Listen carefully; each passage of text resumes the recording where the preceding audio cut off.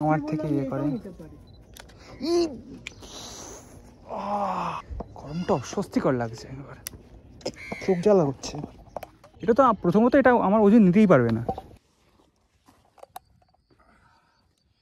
উফ, কি বড় লাগছে দামটা। আমি জানতাম তুই এটাই করবি। ও মাই গড।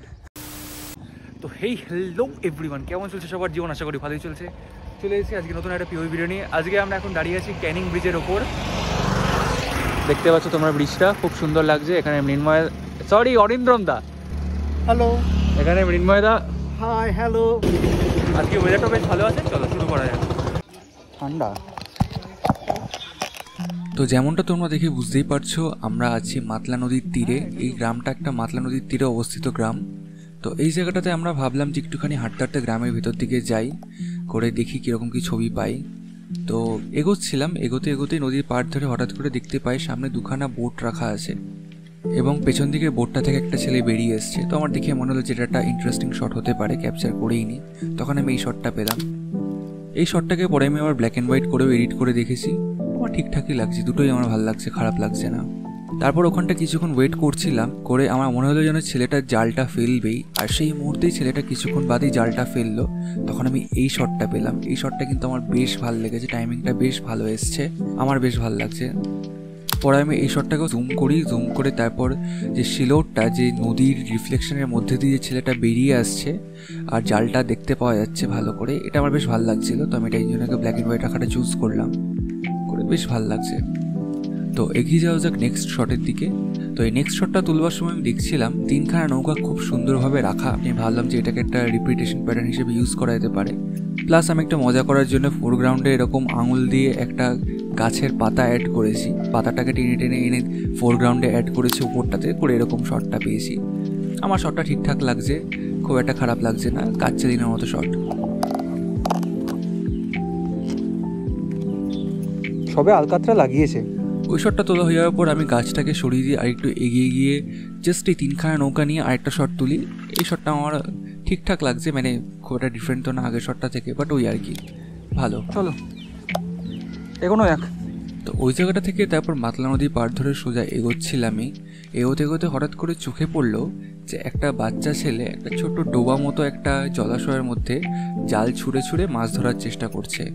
তো ও যখন ফার্স্ট বাড়ি ছুড়লো, আমি মিস করে গেছিলাম শটটা।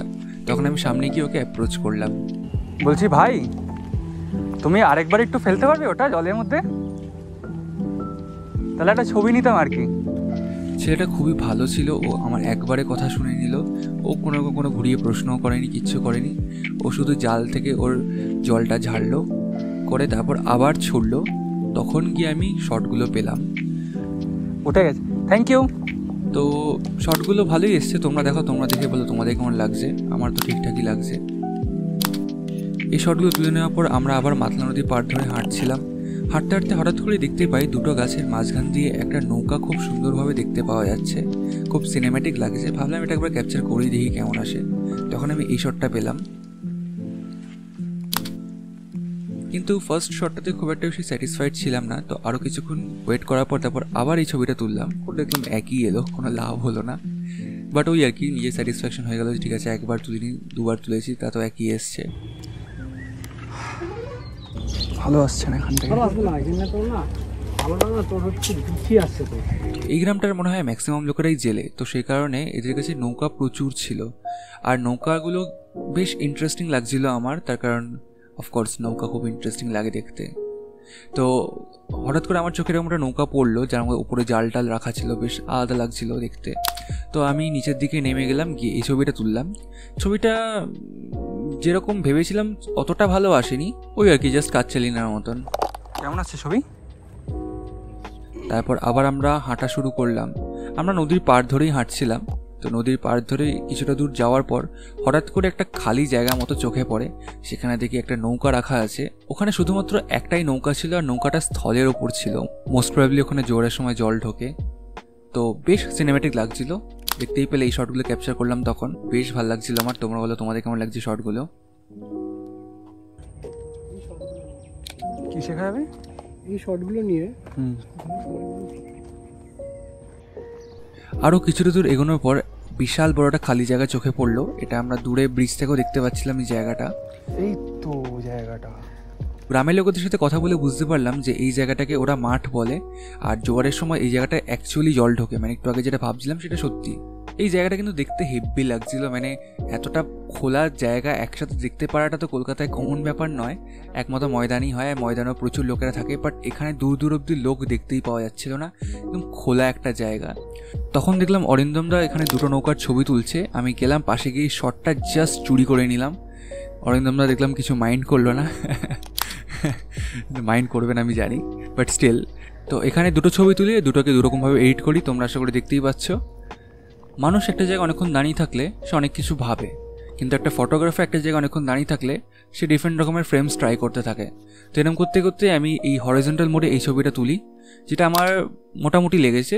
একটু বেশ ড্রিমি ওয়েতে এডিট করেছি। এই পকেট আছে গো তোমার, রাখবো এটা এখানে? না না, বেশ ভালো লাগে যখন কেউ আমার থেকে ইয়ে করে।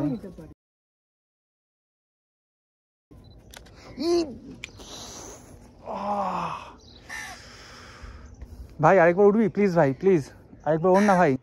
তো যেরকমটা দেখতে পেলে এখানে একটা খুব বাজে রকমের শট মিস করেছিলাম, তো গায়ে লাগছিল। তো কী করবো, তখন একটা অন্য রকমের শট ট্রাই করার জন্য এই যে সামনে একটা ঘুমটির মতো ছিল, এর পেছন দিকে গেলাম। পেছন দিকে গিয়ে দেখি অরিন্দমদা একটা ফ্রেম তুলছে। তো আমি একটু অন্য রকমের জিনিস ট্রাই করার চেষ্টা করলাম, বাট আলটিমেটলি দুজনের ফ্রেমটা একই রকম এলো। ওদিকে বেশি ভেতরে যেন কারো বাড়ি হতে পারে ওটা। দাদা দেখি না, আমিও কম্পোজ করবো তো, যদি মিলে চাপ হয়ে যাবে। তখন এই ফ্রেমটা পেলাম আর কি। সেদিনকে খুব ফ্ল্যাট ছবি আসছিল, তো এই জন্য একটুখানি বেশি এক্সেসিভ রকমের এডিট আমি করেছি, যাতে এই ছবিগুলো একটুখানি অন্যরকম লাগে। আশা করি তোমরা বুঝতে পারছো দেখে যে একটু বেশি এডিট করা হয়েছে, বাট কিছু করার নেই, কারণ ফ্ল্যাট ছবি না আমি রাখতে চাই না। একটুখানি এডিট করলে কী বলতো নিজের পার্সোনালিটি টাচ দেওয়া যায়। তো ওখানে ছবি তোলার পর আমরা গ্রামটার আরও ভেতর দিকে ঢুকে গেছিলাম। আমরা লিটারেলি এক্সপ্লোর করছিলাম গ্রামটাকে। ভোটের সময় কিন্তু সব গ্রামে এটা করা যায় না, এখানকার লোকেরা ভালো ছিল সে কারণে মাইন্ড করেনি অত। কয়েকজন এসে দেখছিল যে আমরা কী করছিলাম, আইডেন্টিফাই করার চেষ্টা করছিল। পরে যখন বুঝতে পেরেছে যে না আমরা জাস্ট ফটোগ্রাফি পারপাসেই এসেছি, তখন আর অত ইন্টারফেয়ার করেনি। তো যাই হোক, তো কিছু দূর এগোনোর পর আমরা এরকম একটা জায়গাতে গেলাম যেখানে আমাদের আলের ওপর দিয়ে হাঁটতে হতো। একজন লোক বলেছিল আল ক্রস করে একটা ব্রিজ পড়বে, সাঁকো পড়বে, সাঁকোটার ওপর দিয়ে হেঁটে চলে যেতে। অরিন্দমদা হেঁটে হেঁটে আলটা ক্রস করছিল, তখন আমি অরিন্দমদার এই ছবিটা তুলি আর করে এরকম ড্রিমি ওয়েতে এডিট করি। এই দাঁড়াও, ব্যাকে আসো।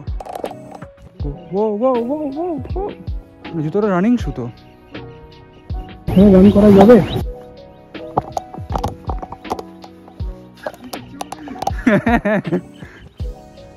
মা কারটা কোথায় চলে এলাম? এটা উনি এটা ক্রস করতে বললেন?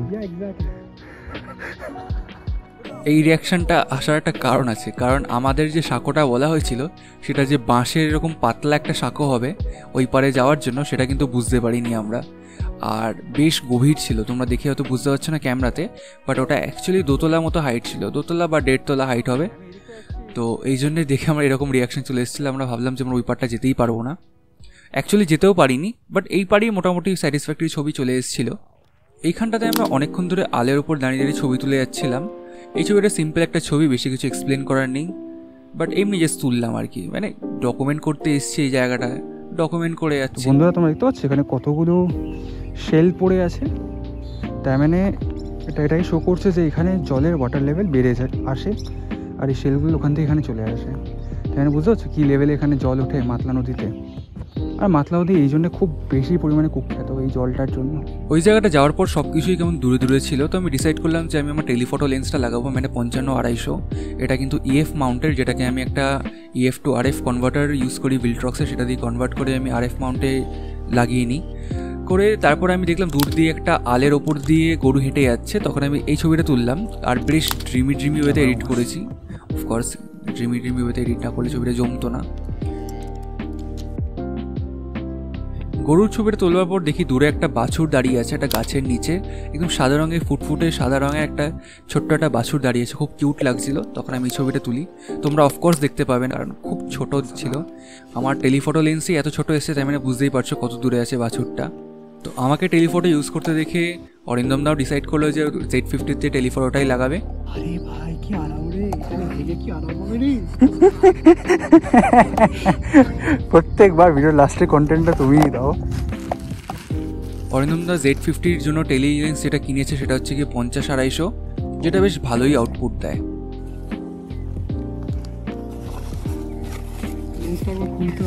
তো গাইজ এটা হচ্ছে গিয়ে Z50 উইথ 50-250, আর এটা হচ্ছে গিয়ে ক্যাননের 55-250 উইথ R100। দেখো কীরকম লাগছে দেখতে, তোমরা বলছিলে না কম্পেয়ার করো। আজকে উফ কি বড় লাগছে দামটা। আমি জানতাম তুই এটাই করবি। আসো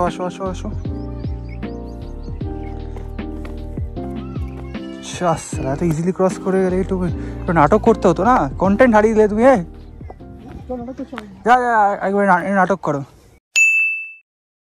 ও মাই গড, মা পারছি না, ফাক আমার দ্বারা হয় না পারা। অনেক ফান হয়ে গেছে, এবার ছবির দিকে আসা যাক। তো দেখছিলাম ওই পার থেকে 3জন লোক উঠে আসছিল, ওইদিকেও আল আছে, মানে এখানে না প্রচুর আল দিয়ে লোকেরা হাঁটে। তো ওখানে দেখছিলাম যে একটা উঁচু জায়গা দিয়ে, মোস্ট প্রবাবলি আলই হবে ওটা, 3জন লোক উঠে আসছিল। তখন আমি তাদের এরকম একটা ছবি তুলি, তারপর আরও কিছুটা এগোনোর পর এরকম একটা ছবি তুলি। হ্যাঁ করে ভালো এসছে, ওই আর কি, মজার জন্য ঠিকই আছে ছবিগুলো। খুব ডেঞ্জারাস জায়গা দাঁড়িয়েছো তুমি নির্মদা। অরিন্দম দা একটা ছবি তুলে দিই। দূরে দেখছিলাম অরিন্দম দা কিছু একটা ছবি তুলছিল, আমার দেখে বেশ মনে হলো যে ভালো সানলাইটটা পড়ছে, একটা ভালো পোর্ট্রেট আসতে পারে অরিন্দম দার, একটা কভার ফটো বা ডিপি হয়ে যাবে। তখন আমি অরিন্দম দার এরকম একটা ছবি তুলি, আর তার কিছুক্ষণ পর বলি যে ক্যামেরাটা সরিয়ে দেওয়ার জন্য, তখন আমি এরকম একটা ছবি তুলি। ভালো এসছে, ঠিকঠাক এসছে, মানে ডিপি মেটেরিয়াল আছে, কিন্তু অরিন্দম দা এটা অস্বীকার করতে পারবে না।